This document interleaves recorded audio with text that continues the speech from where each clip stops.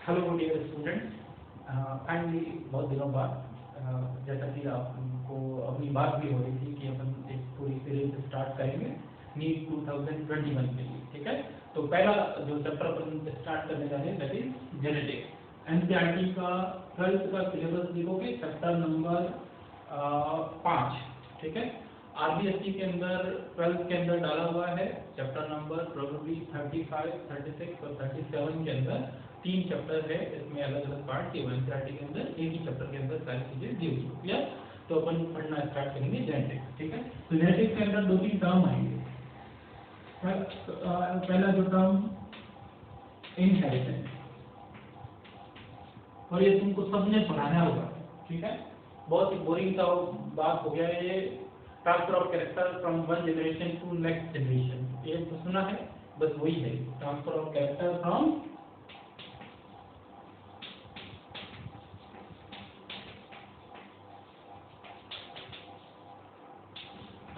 One generation to next.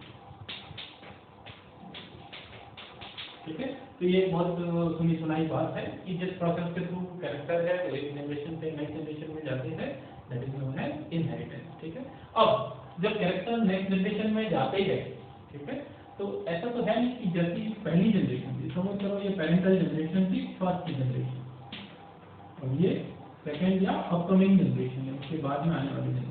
ठीक है, हाँ, फर्स्ट जनरेशन से सेकेंड जनरेशन में गए, हम क्या एग्जैक्टली हमारे पेरेंट्स जैसे नहीं, होना भी नहीं चाहिए, कोई होना भी नहीं चाहता।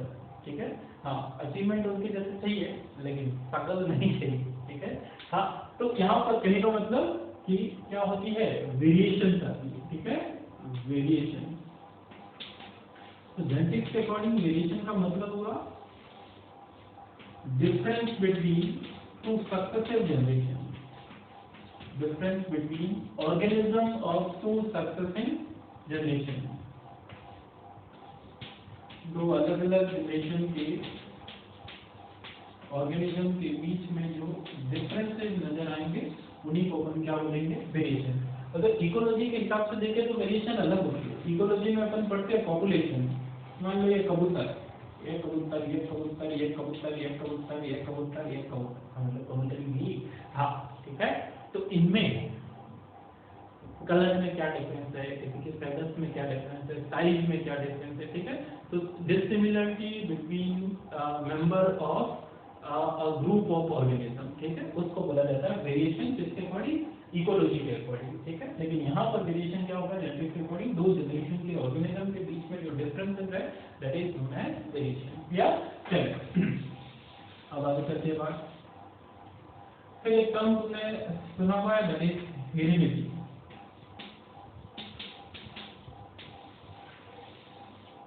Transfer of character from one generation to next generation, sir ये भी तो यही हुआ, ये यही है। ठीक है, ओवरऑल फिनोमिना, ठीक है, इस पूरे फिनोमिना जिसके थ्रू कैरेक्टर एक जनरेशन से नेक्स्ट जनरेशन में जा रहे हैं, वेरिएशन आ रही है, उस सब पूरे फिनोमिना को क्या नाम दिया जाता है, हेरिडिटी। या और जेनेटिक, इनहेरिटेंस, वेरिएशन, हेरिडिटी, इस सब की स्टडी को क्या नाम दिया जाता है, जेनेटिक्स बोला जाता है। ठीक है, study of inheritance and variation या study of heredity is known as variation. Clear? तो ये 3 टर्म क्लियर है, आसान। इनहेरिटेंस वो प्रोसेस जिससे दो कैरेक्टर ट्रांसफर होते हैं, वेरिएशन इस प्रोसेस के ट्रांसफर होने के दौरान जो चेंजेस आते हैं बिटवीन टू सक्सेसिव जनरेशन, और हेरिडिटी इस ओवरऑल फिनोमिना को बोला जाता है। क्लियर?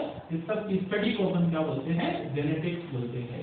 या चलिए अब थोड़ा सा बात कर लेते हैं जेनेटिक्स के बेसिक्स के बारे में। ठीक है,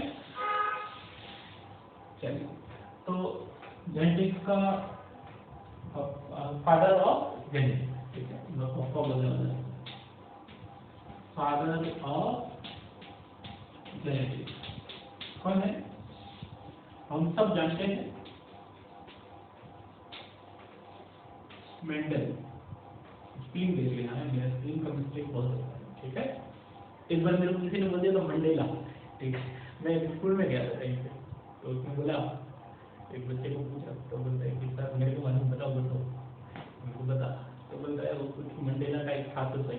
ठीक है, हाँ, वो पता नहीं कौन था लुंगी अंगेरी, हाँ, तो ग्रेगर जॉन मेंडल, ठीक है, G.J. मेंडल, ठीक है। चलिए दूसरा, Bateson, father of modern genetics, father of modern genetics, एक और मॉर्गन, इंग्लैंड का कप्तान, ड्रीम 11 का टीम बनाओ, ठीक है। हाँ, मॉर्गन जो है that is father of experimental genetics.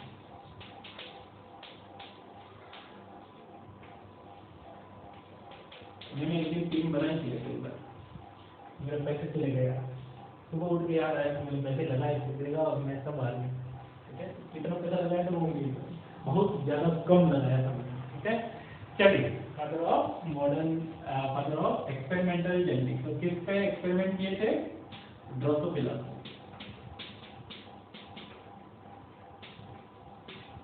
ठीक है। चलिए, तो ये दो तीन नाम अपने को याद रखना, मेंडल, बेटसन, मॉर्गन। हालांकि मेंडल के बारे में ही हम बात करेंगे, और ये भी ध्यान रखना, ठीक है। इनफैक्ट एक और है Gerald, father of human genetics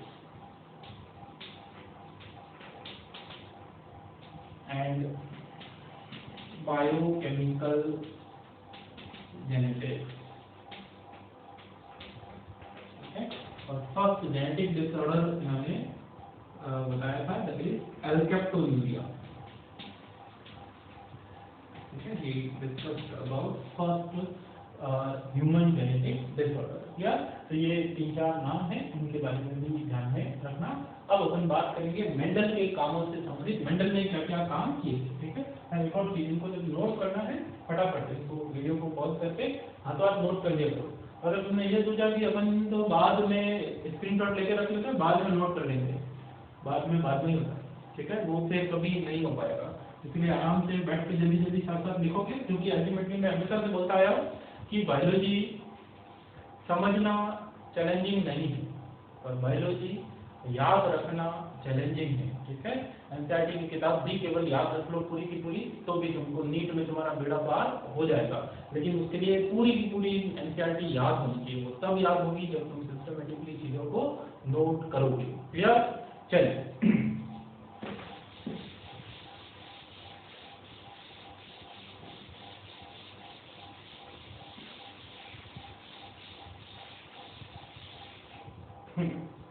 इतना कुछ पढ़ने के बाद अब अपन फाइनली मूव करते हैं टर्मिनोलॉजी पे। जो टर्म्स आएंगे बार बार अपने जेनेटिक्स पढ़ने के दौरान, उनके बारे में बात करेंगे, ठीक है। उसमें जो पहला ही टर्म आएगा दैट इज जीन। क्या आ जाएगा? जीन। तो जीन क्या है? जीन क्या है?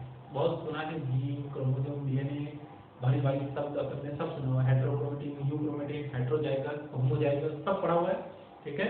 एग्जैक्टली इनके मतलब समझ जाओ, काम और आसान होगा। हो सकता है तुम जानते भी हो अगर किसी स्मार्ट टीचर ने पढ़ाया हो तो, ठीक है, मैंने तुमको नहीं पढ़ा तो। हाँ, जीन सिंपल हम बोल सकते हैं, gene is unit of inheritance, unit of inheritance, ठीक है।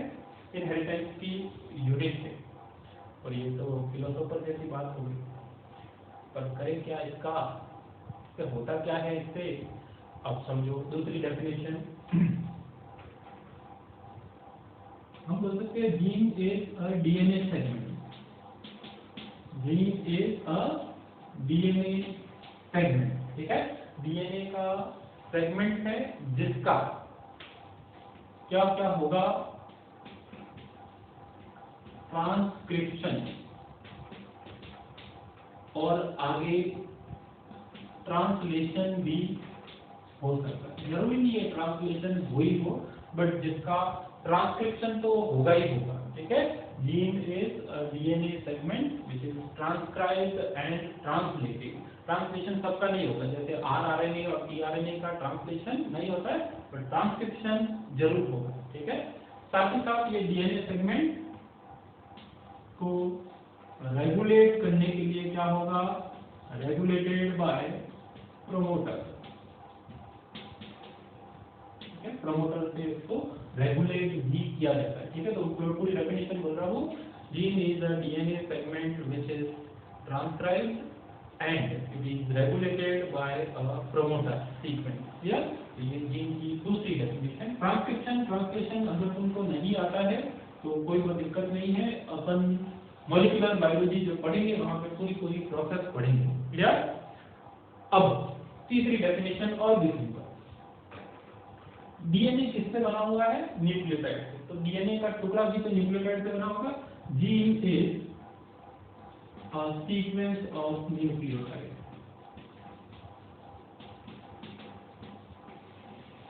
ठीक है।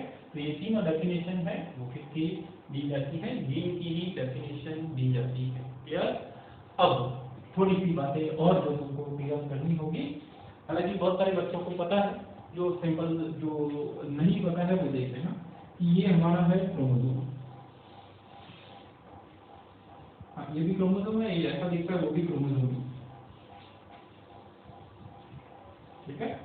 वो ऐसा मेटाफेज में दिखता है, नॉन क्रोमोसोम इस तरीके। अब इस क्रोमोसोम के अंदर क्या है, डीएनए है, ये तो पता है, इसमें कंफ्यूज मत होना, जीन के अंदर डीएनए, डीएनए के अंदर क्रोमोसोम नहीं, उनका है क्रोमोसोम पहले, क्रोमोसोम के अंदर डीएनए और डीएनए के अंदर जीन। यहाँ डीएनए के पार्ट जो है वो सारे जीन है, सपोज करो ये कोई जीन ए है, ठीक है, मैं इसको नाम दे देता हूँ जीन एबीसीडी थोड़ी पढ़ जीन पी, ठीक है।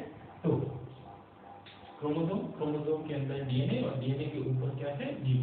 इतना क्लियर है, चलिए। तो जीन की डेफिनेशन आई होप भी क्लियर।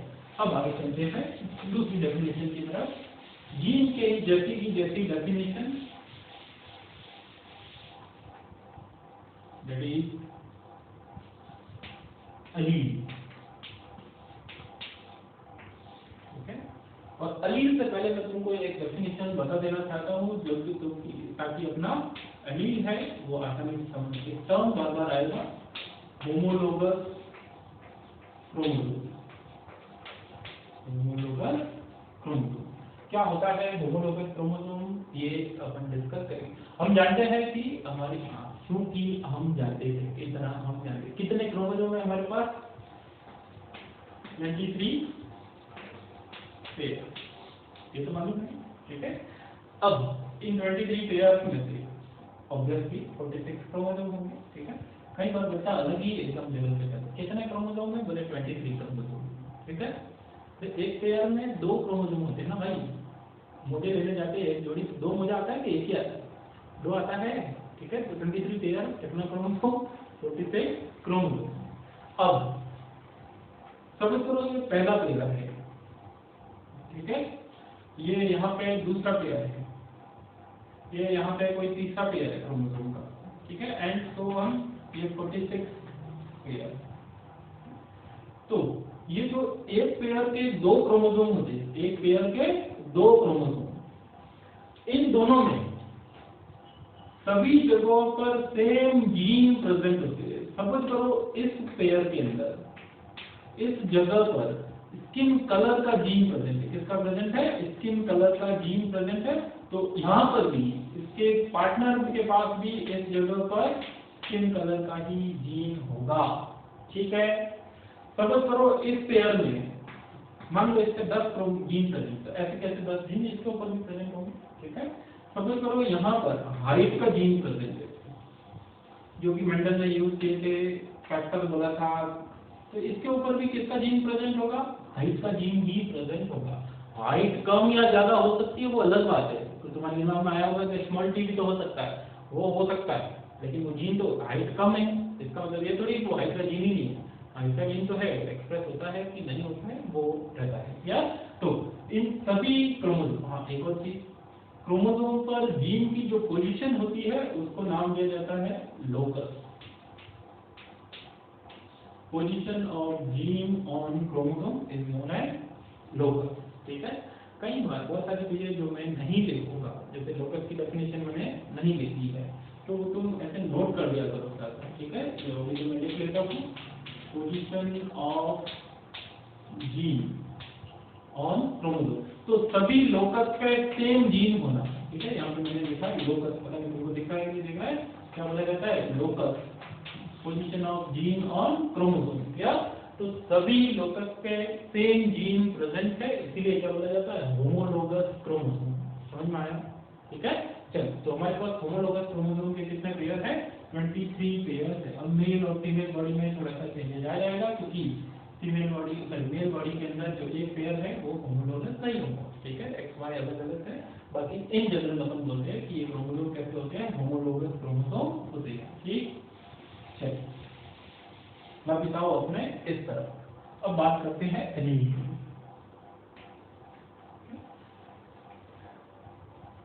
तुम थोड़ा टाइम बाद जब जेनेटिक्स पढ़ते पढ़ते तुमको समझ में आ जाएगा, तो तुम बोलोगे कि जीन ही एलील है।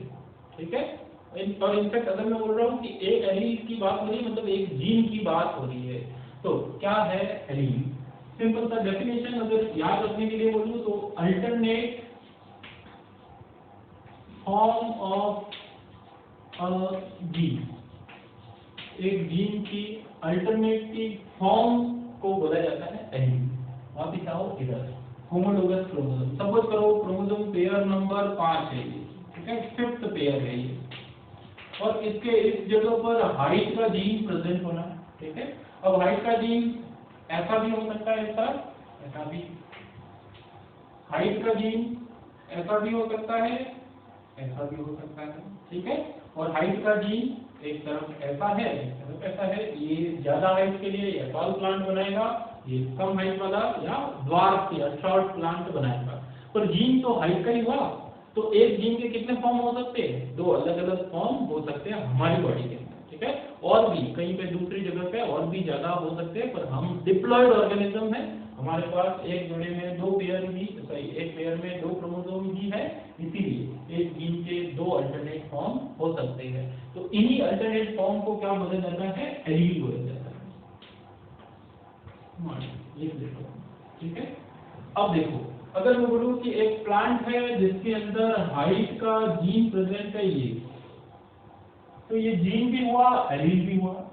ठीक है, इसी तरीके से एक दूसरा प्लांट है जिसके अंदर हाइट का जीन प्रेजेंट है ये, तो जीन का ये अल्टरनेट फॉर्म क्या बोला गया? एलील। लेकिन उसके अंदर हाइट का जीन इसी तरीके का प्रेजेंट है, तो इसलिए एलील भी है।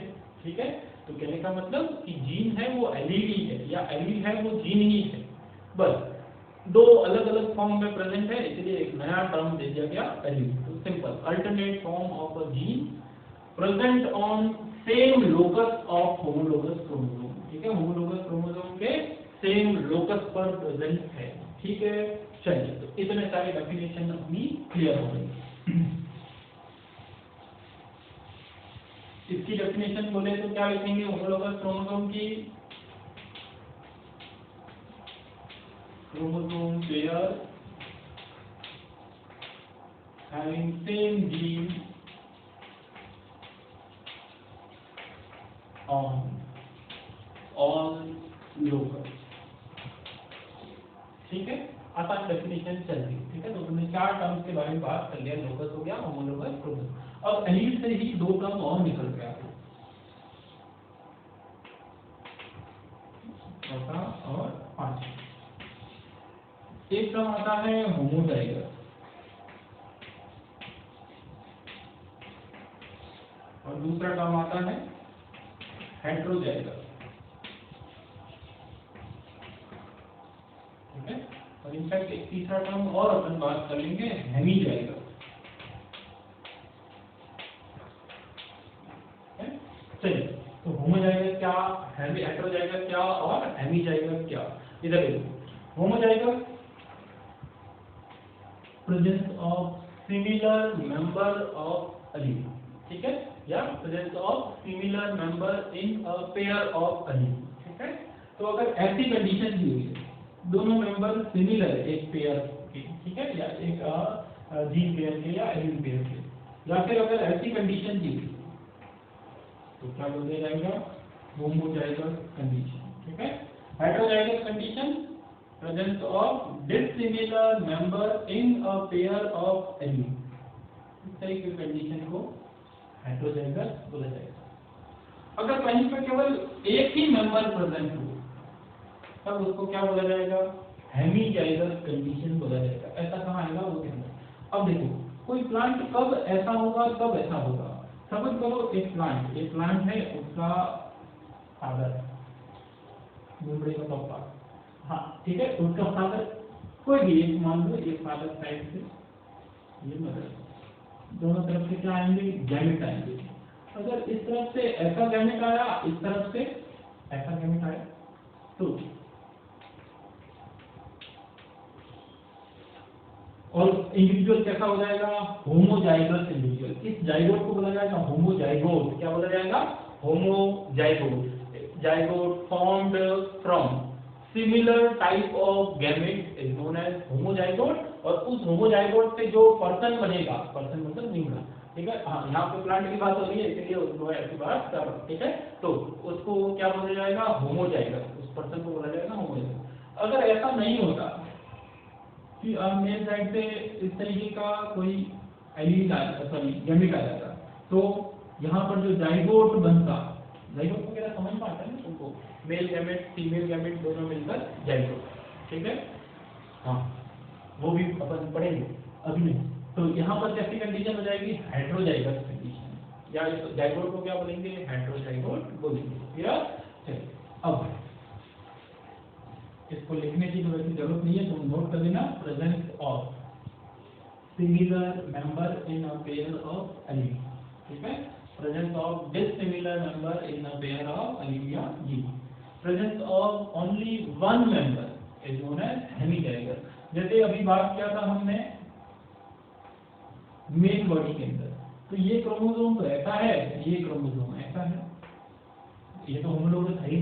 तो एक्स क्रोमोसोम के ऊपर सपोज करो यहाँ पर कोई जीन प्रेजेंट है, किसका जीन है, कोई सारे जीन ले लो, कोई बॉडी वेट, स्किन कलर हो गया, सब कुछ हो गया, कोई भी एक जीन प्रेजेंट है यहाँ पर ए, तो इसके सामने तो ऐसा जीन प्रेजेंट है ही, तो इसके पास तो ए जीन की केवल एक ही कॉपी हुई, ठीक है। तो मेल ऑर्गेनिज्म जो है वो सेक्स लिंक्ड जीन के लिए हमेशा कैसा होता है, हेमीजाइगस। एग्जांपल ह्यूमन मेल, उसके अंदर एक ही क्रोमोसोम, तब एक ही जीन या एक ही एलील प्रेजेंट होती है, ठीक है।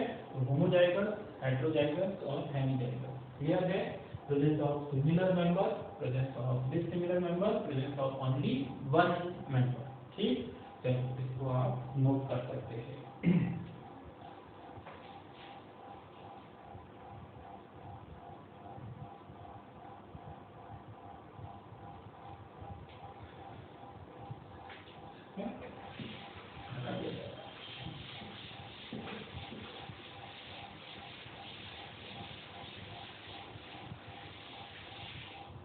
अगली बात, पांच टर्म पढ़िए हमने, हाँ एक टर्म आता है जीनोटाइप, एक टर्म आता है फिनोटाइप, और एक टर्म है phenocopy.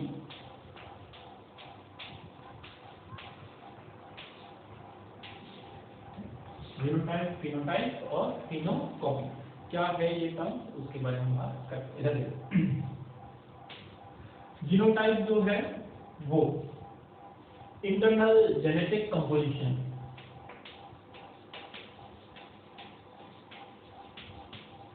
Internal genetic composition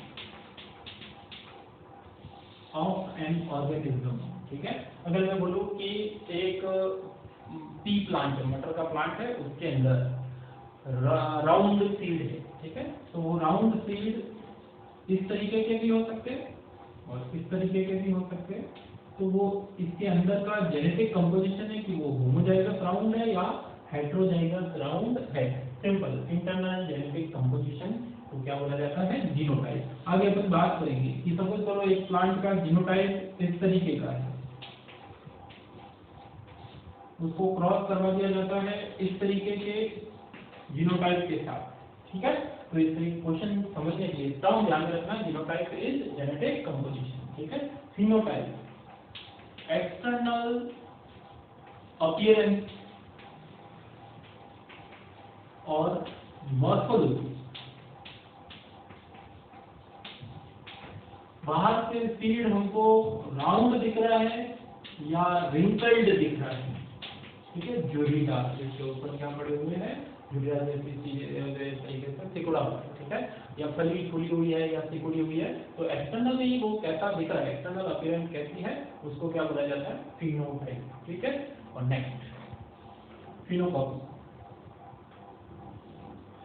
phenocopy, अब ध्यान रखना, जो एक दूसरे की फिनोटिपिकली कॉपी हो लेकिन एक जैसे नहीं हो, तो क्या डिफरेंट होगा, ठीक है। Two different genotype, two different genotype, genotype अलग अलग टाइप का है, बट शो सिमिलर फिनोटाइप,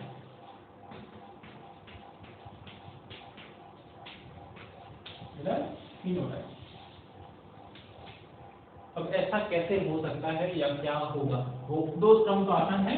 मैं बोल रहा हूँ कि फिनोकॉपी एक दूसरे की फिनोटिपिकली कॉपी, मतलब फिनोटाइप दोनों का सेम है बट जीनोटाइप दोनों का अलग अलग। फिर ऐसा कैसे हो सकता है, कभी ऐसा हो सकता है क्या, ये कैपिटल टी ये है, ये भी टॉल लिख रहा है, ये भी टॉल लिख रहा है, ऐसा तो अभी तक तो नहीं पड़ा, अभी हो सकता है। इधर एक कुछ कैरेक्टर ऐसे होते हैं, या इनफैक्ट ज्यादातर कैरेक्टर है जिनके ऊपर एनवायरमेंट का इफेक्ट पड़ता है, ठीक है।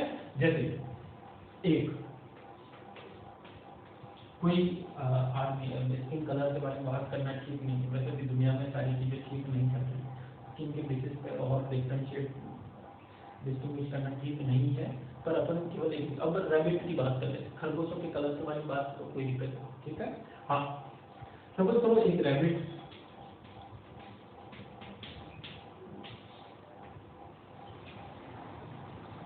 व्हाइट कलर का है और उसका जीनोटाइप कुछ इस तरीके का,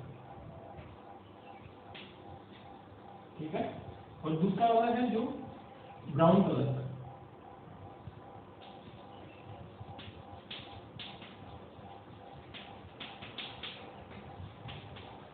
उसका जीनोटाइप कुछ इस तरीके का मान, ठीक है। अब ये तो हमेशा ऑब्वियसली क्योंकि इसके पास कलर है नहीं, हमेशा किस तरीके का होगा, व्हाइट कलर का। लेकिन इसको भी देखा गया जब लो टेम्परेचर पे रखा दोनों को, तो ये भी किस तरीके का बन गया, व्हाइट कलर का, ये भी किस तरीके का हो गया, व्हाइट कलर का। तो जीनोटाइप दोनों के अलग है बट सिमिलर एनवायरनमेंट की वजह से दोनों का फिनोटाइप सेम आ रहा है, ठीक है। Two different genotype that show similar phenotype due to similar environment, ठीक है। एक जैसे एनवायरनमेंट की वजह से अलग अलग जीनोटाइप होने के बावजूद क्या हो जाता है, सिमिलर फिनोटाइप शो कर रहा होता है, उसको क्या बोला जाता है, फिनोकॉपी। बात समझ में आई कि ये व्हाइट रैबिट था, इसका जीनोटाइप ऐसा था, ब्राउन रैबिट ऐसा, लेकिन दोनों को लो टेम्परेचर में था। हम भी तो कभी ठंडे जगहों पर घूमने जाते हैं, सब गोरे हो जाते हैं, मतलब तुम्हारा पता नहीं, मेरे बारे में बात नहीं कर। हाँ, अब समझ करो कभी तुम्हारी गली में कोई खरगोश बेचने आए, ठंडे ठंडे लेके आए, ठंडी जगह से लेके आए, ठीक है। अब तुमने देखा कि आप व्हाइट व्हाइट खरगोश से खरीद लेते और तुमने 2 खरगोश खरीद लिए, ठीक है। थोड़े टाइम बाद, क्योंकि अपने यहाँ तो गर्मी पड़ती है, ठीक है, थोड़े टाइम बाद तुमने देखा कि एक तो व्हाइट का व्हाइट ही रहा, दूसरा भूरा भूरा होने लगा, ठीक है। तो वो बाबा जी का कोई चमत्कार नहीं है, वो एनवायरनमेंट चेंज होने की वजह से अब उसका जो एक्चुअल जीनोटाइप है वो एक्सप्रेस हो रहा है। ऐसा नहीं कि कैमरे में रिकॉर्ड करके तुम अपलोड कर दो, चमत्कार हो गया, सफेद खरगोश ब्राउन हो गया था रात को, ठीक है, ऐसा नहीं। बात समझ में आई, आसान, जीनोटाइप फिनोटाइप फिनोकॉपी, नोट कीजिएगा। चलो आगे चले।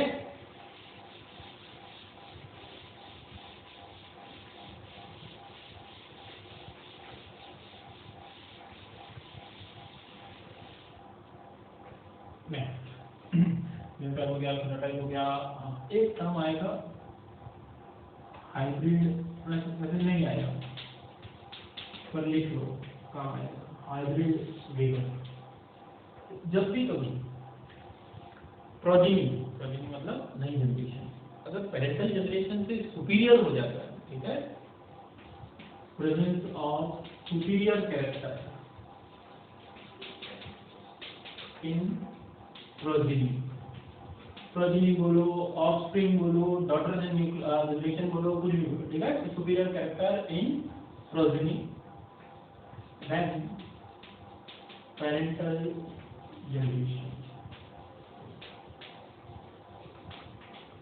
ठीक है, लोग खुश हो जाएंगे, पुरानी जनरेशन को लगेगा कि हमसे ज़्यादा बेटर लोग आ गए, और आई गए, ठीक है, हमको एटीएम और पेटीएम में फर्क समझ में आता है, उनको नहीं आता है, ठीक है।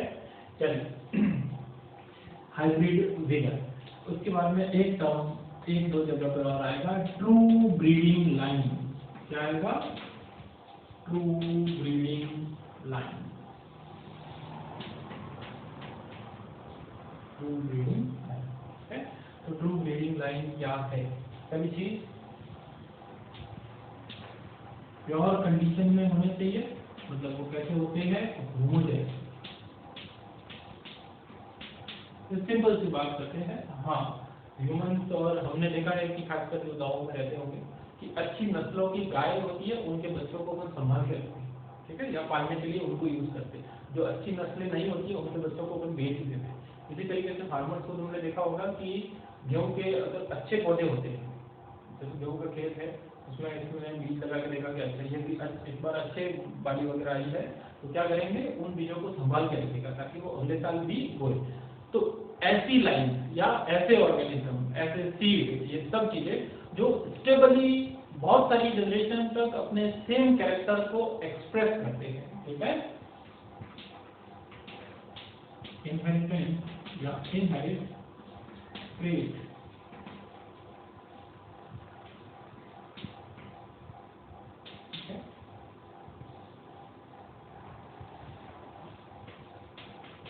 स्टेबल इनहेरिटेंस, सॉरी, ठीक है, stable inheritance of trait and expression.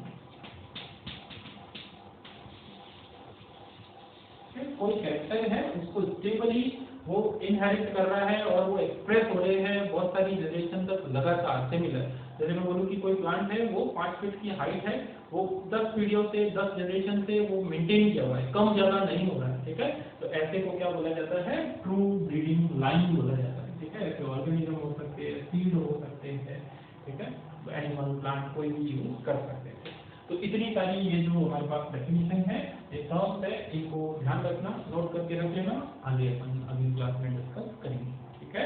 चलो